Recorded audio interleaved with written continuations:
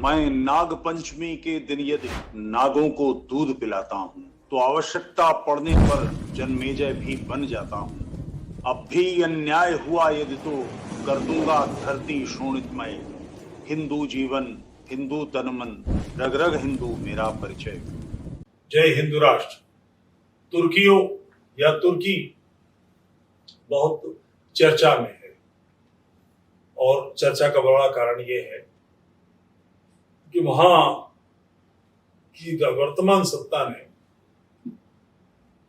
पाकिस्तान और भारत के युद्ध के समय पाकिस्तान का पक्ष लेने की कोशिश की, ड्रोन दिए, तकनीक दी और भारत की सेना ने, भारत की वायुसेना ने, भारत के सिस्टम ने उस तकनीक की पिछवाड़े में शीशा डाल दिया, भूस हो गया।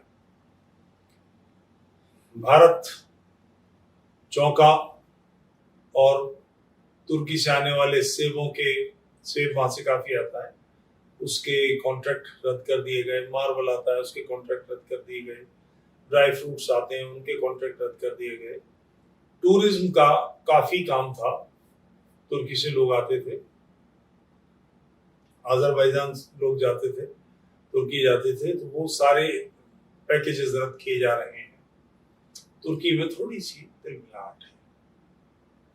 तुर्की है क्या? अभी तुर्की की चर्चा कुछ वर्ष पहले हागिया सोफिया एक मस्जिद होती थी जिसको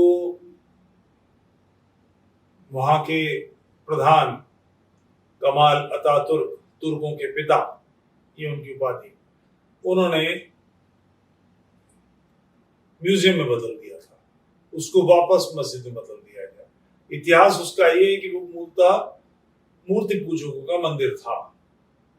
उसके बाद उसको ध्वस्त करके चर्च बनाया गया, फिर उसके बाद उसको मस्जिद बनाया गया, उसके बाद उसको रोककर मस्जिद का स्वरूप बदल के उसको म्यूजियम बनाया गया। अब म्यूजियम से फिर मस्जिद बना दिया गया है। तुर्की के बारे में वर्तमान इतिहास लगभग मौन है, चूंकि पढ़ाया नहीं जाता। वर्तमान इतिहास से मतलब भारत के इतिहास की बात कर रहा हूँ। तुर्की मूलतः बौद्ध देश है, उससे पहले मूर्ति पूजकों में, यानी हमारा देश था। आज भी रशा की जो मीठे पानी की झील है, बाइकाल लेक, उसके किनारे एक तुर्की क्लान, एक तुर्की समूह रहता है, तानातुआ, जो आज भी बौद्ध है। ये मूल तो बौद्ध हैं, उसके बाद कन्वर्ट होते होते ही होता गया। यानी वो हाल जो आज बांग्लादेश, पाकिस्तान के हिंदुओं का या बौद्धों का किया जा रहा है, बांग्लादेश का विशेष रूप से नाम लूंगा, चट्टग्राम की जो पहाड़ियां हैं, इसमें आज भी बौद्ध बहुत रहते हैं और उन सबको भगाया गया है। चट्टग्राम भारत को मिलना था, हिंदू बहुल क्षेत्र था, दुर्भाग्य वो पाकिस्तान को दे दिया गया उस समय, बाद में बांग्लादेश के पास चला गया। तो ऐसे ही अफगानिस्तान में थे, पूरा क्षेत्र बौद्ध था, उससे पहले मूर्ति पूजक थे। आखिर बुद्ध की जो मूर्तियां तोड़ी गई हैं, तो बुद्ध की मूर्ति बनाई किसने? बौद्धों ने ही बनाई होंगी या मुसलमानों ने बनाई? उससे पहले कजाकिस्तान, उज्बेकिस्तान, अजरबैजान, यहां तक कि सिंकियांग, उसमें एक कोरियन यात्री का वर्णन उपलब्ध है। इस्लाम का आक्रमण हो चुका है, इस पूरे क्षेत्र के बौद्ध विहार नष्ट कर दिए गए हैं, मूर्तियां तोड़ दी गई हैं। एक बौद्ध विहार में बड़ा डरा हुआ भिक्षु छिपा है, जिसने सारा इतिहास बताया कि ऐसा ऐसा हुआ, ये हुआ, ये हुआ, ये हुआ। आज जो सिंकियांग चीन के लिए दुखदाई बना है, इस्लामी क्षेत्र, ये मूलतः बौद्ध क्षेत्र है। तो ये सारा का सारा क्षेत्र तुर्कियों तक सारा का सारा बौद्ध था या सनातनी थे। आज भी यज्ञशालाएं मिलती हैं, आज भी बौद्ध विहार मिलते हैं, ये स्थिति रही है वहां। तो वहां आज तुर्की जिन कारणों से चर्चा में है, वो उसका कारण ये है कि तुर्की की जो मानसिकता थी इस्लामी, वो प्रथम विश्व युद्ध के बाद कमाल अतातुर्क ने बदल दी। इस्लाम वहां का राजधर्म नहीं रहा, उसको धर्मनिरपेक्ष देश बनाया। विद्यालयों से, शिक्षा की प्रणाली से इस्लाम को हटाया गया, कुरान तुर्की में अनुवादित की गई, बजाय इसके कि अरबी में पढ़ें और अरबी के नाम पर कुछ करें, उसको हटाकर अपनी भाषा में किया गया। मस्जिदें हटाई गई, मुल्ला पार्टी जो वहां अधिकृत थी उसको समाप्त किया गया, आधुनिक देश बना और तुर्कियों का विकास उसी समय हुआ। वो एक ऐसा देश है जो आधे से अधिक यूरोप में है और शेष भाग एशिया में है। इस देश की जो विकास की यात्रा है वो हुई इससे शुरू है कि इस्लाम वहां से हटा दिया गया। एर्दोगान अभी पिछले कुछ समय पहले वहां के राजनीति में प्रमुखता से उभरे हैं, वो वापस उसको इस्लामी ग्लोरी, इस्लामी सिस्टम से जोड़ते हैं। ऐसी बात कहने वाले पाकिस्तान में भी हैं, ऐसी बात कहने वाले विभिन्न देशों में, इस्लामी देशों में भी हैं और सेकुलर देशों में भी हैं, मगर इस बात का उत्तर कोई नहीं दे पाता कि जिस इस्लामी ग्लोरी की बात कह रहे हैं वो इस्लामी ग्लोरी पिछले 15 वर्ष में जब से इस्लाम आया कभी कभी रही है? कहीं एक जगह भी है? कहीं भी नहीं रही। उसका कारण यह है कि जहां जहां इस्लाम है वहां शांति की कल्पना करना तो असंभव है। जब तक शत्रु है यानी काफिर हैं, जब तक मुशरिक हैं, शिर्क है, कुफ्र है, इल्हाद है, इर्तिदाद है, तब तक उसके खिलाफ लड़ेंगे, उनको मारेंगे। जब उन्हें मार लिया तो फिर इस्लाम के अंदर फिरके शुरू हो जाते हैं कि तुमसे ज्यादा शुद्ध इस्लाम मेरा, तुम्हारा गड़बड़ा है, तुम कुफ्र की तरफ हो, तुम शिर्क कर रहे हो, तुम फलाना कर रहे हो और तुम्हारी गर्दन काटी जाएगी, तुम्हारा गला काट दिया जाएगा। ये लगातार संघर्ष होता रहता है।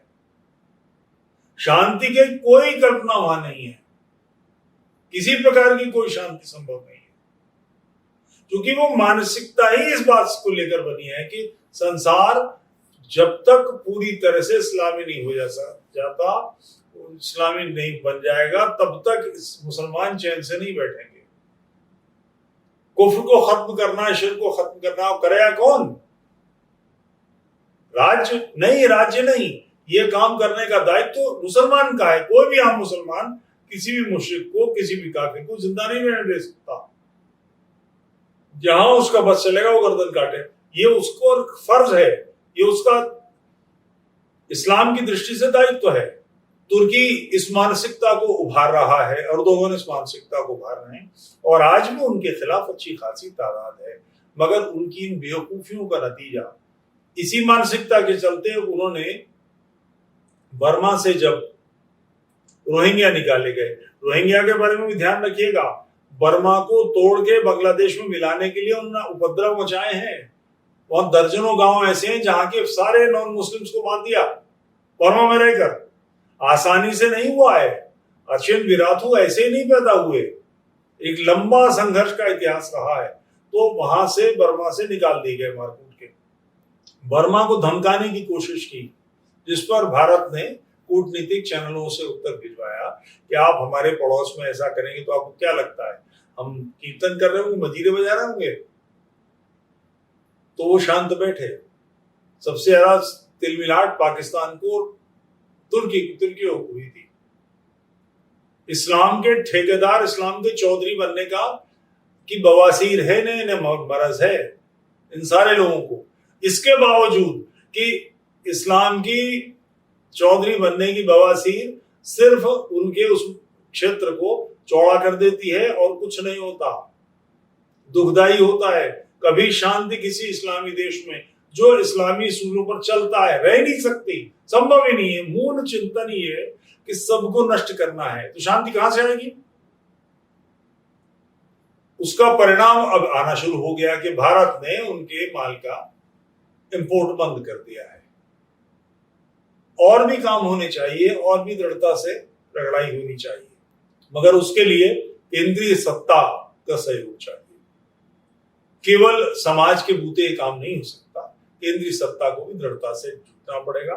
मगर ऐसी प्रत्येक मानसिकता जो कुफ्र और ईमान में विश्वास करती है, उसको राज्य की नीति मानती है, उन सारी सत्ताओं का ध्वंस करना, उस ध्वंस करने वाले लोगों का सहयोग करना, जैसे पाकिस्तान में सिंधी लोगों का जो पाकिस्तान से जान छुड़ाना चाहते हैं, जियो सिंध आंदोलन है उसका, बलूचियों का, पठानों का सेव करना भारत का राज्य धर्म होना चाहिए।